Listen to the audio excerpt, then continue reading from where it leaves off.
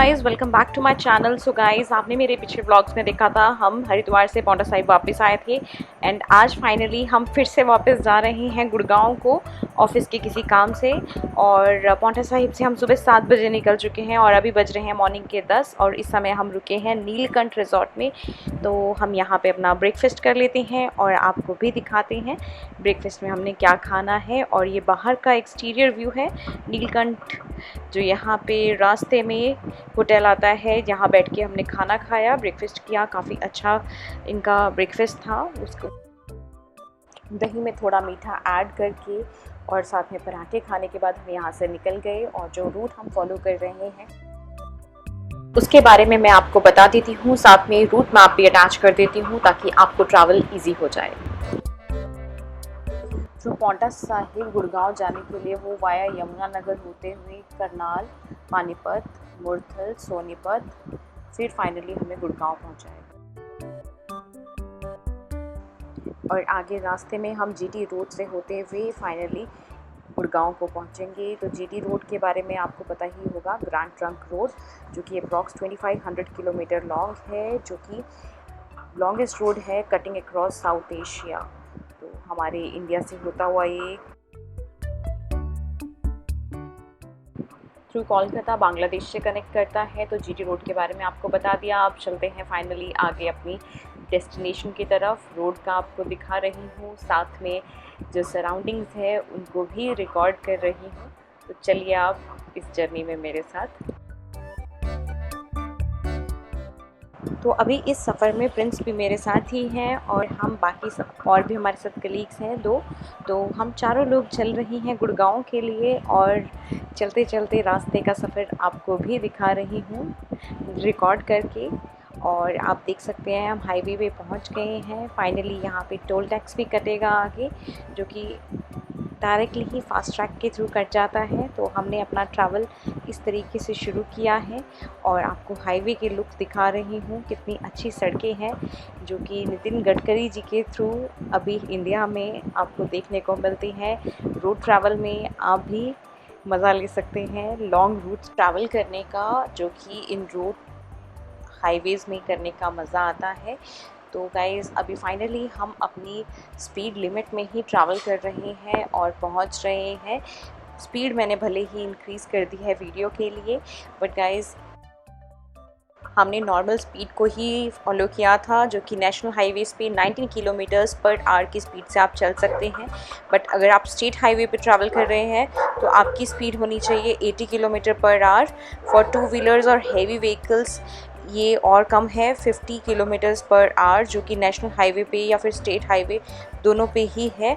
But अगर आप इस स्पीड पे नहीं चलते हैं और इंटरप्शंस होती हैं तो आपको 2000 फ़ाइन लग सकता है। और गाइस, अगर लगातार 3 वायलेशंस हो गई और तो इसकी वजह से आपका जो ड्राइविंग लाइसेंस है उसको भी सस्पेंड किया जा सकता है। अगर 3 violations because of the speed limit आपकी गाड़ी को पकड़ा जाता है। तो अगर आप नेशनल हाईवेज़ या स्टेट हाईवेज़ पे ट्रैवल कर रहे हैं तो स्पीड लिमिट का प्लीज़ ध्यान रखिएगा, बिकॉज़ इसकी वजह से आपका ड्राइविंग लाइसेंस भी रद्द हो सकता है।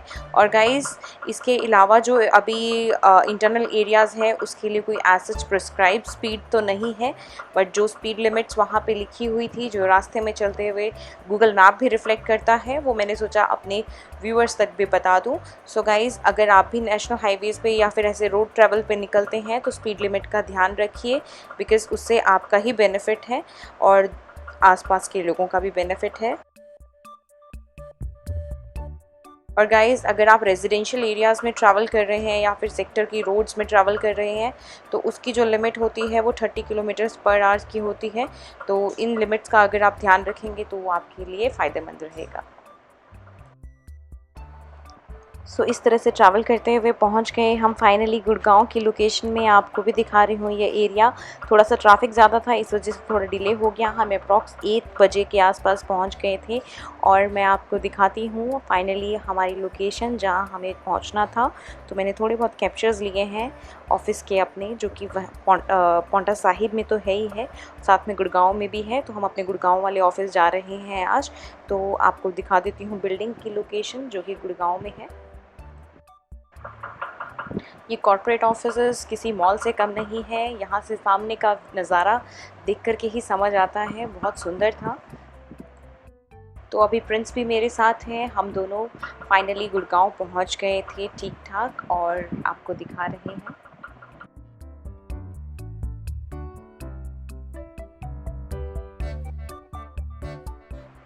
अब मैं आपको दिखाती हूँ यहाँ नीचे का व्यू। हमारी जहाँ ऑफिस है उसके बाहर ही ये नज़ारा देखने को मिल रहा था। ये पीजी है, पेइंग गेस्ट का एरिया है जहाँ बच्चे पीजी लेके रहते हैं और अपना सर्वाइवल इस तरीके से निकालते हैं। अभी चलते हैं हम वापस ऑफिस में लंच करने के बाद। फाइनली ऑफ़िस से अब हम फ्री हो गए हैं, शाम को अपने होटल की तरफ जा रहे हैं जहाँ पे हमारा चेक इन हो रहा है और चेक इन करके अब फ्रेश होते हैं रूम में जाके और आपको अपने रूम का टूर भी दिखाती हूँ जहाँ आज हम रुक रहे हैं और फर्दर अपडेट आपको दूँगी क्या क्या हम गुड़गांव में आगे कुछ करेंगे। तो देखिए पूरा ब्लॉग। सो गाइस, होटल में चेक इन की फ़ॉर्मेलिटीज़ तो हमने करा ली हैं और यहाँ पे आधार कार्ड, पैन कार्ड जो भी एंट्रेंस के लिए चाहिए होता है वो हमने दे दिया और हमारे को रूम अलॉट हो गए। हमारा रूम नंबर मैं आपको बताती हूँ आगे होटल के साथ साथ जब अपने रूम का टूर कराऊँगी।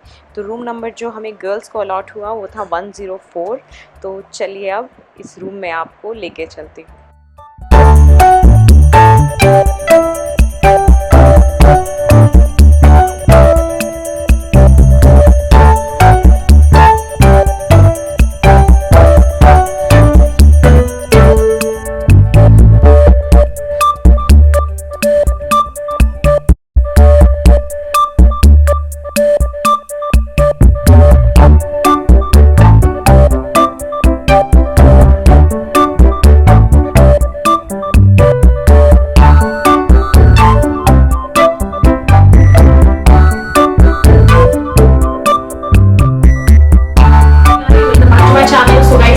पौंटा साहिब से गुड़गांव पहुंच गए हैं। आके हमने ऑफिस लगाया।